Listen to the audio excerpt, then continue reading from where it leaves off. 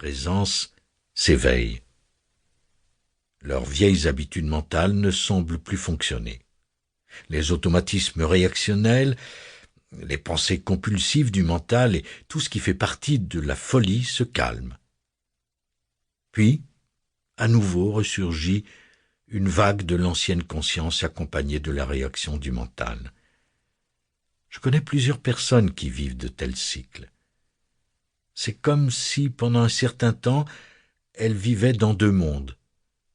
Elles sont très présentes, très conscientes, puis les anciennes tendances reprennent le dessus et parfois même avec plus de force.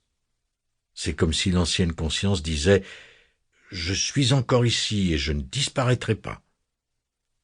Pour bien des gens, l'ouverture ne se crée que lorsqu'ils ressentent les effets de la folie humaine, la souffrance, le malheur, dans leur propre vie.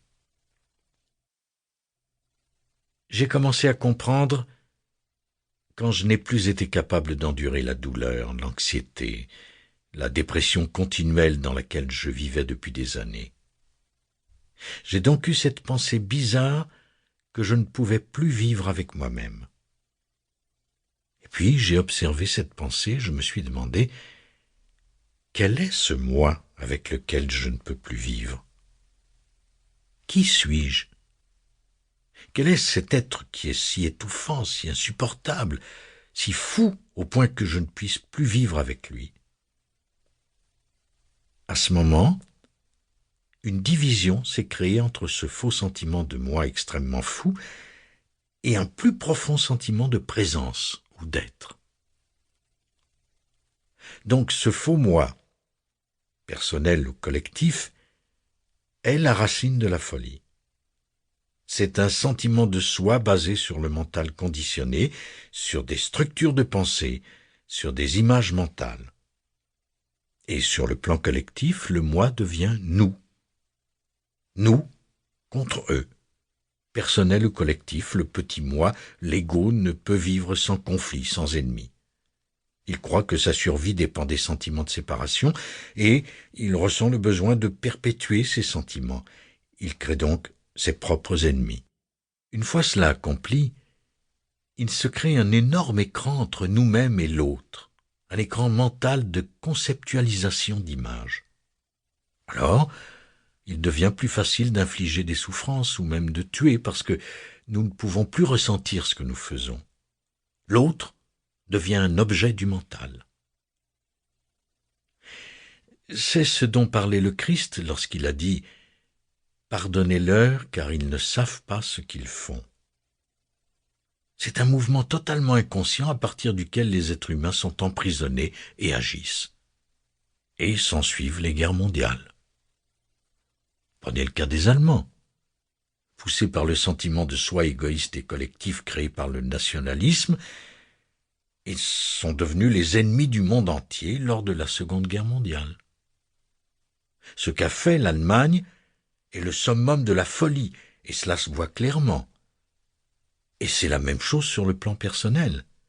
Ce n'est qu'une fiction du mental qui donne l'illusion d'avoir un sentiment de soi plus fort.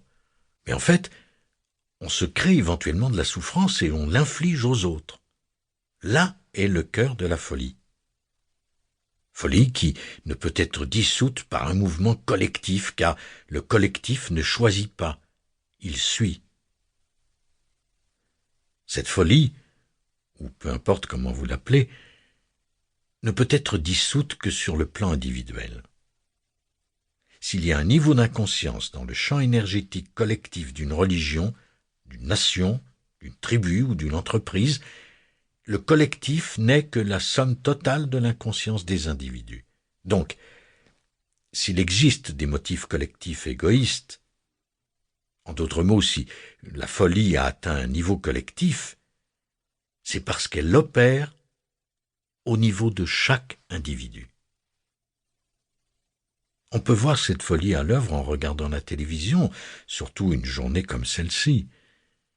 Le processus commence par l'identification aux images et par un courant continuel de pensée qui crée le sentiment de soi conceptualisé selon l'activité du mental.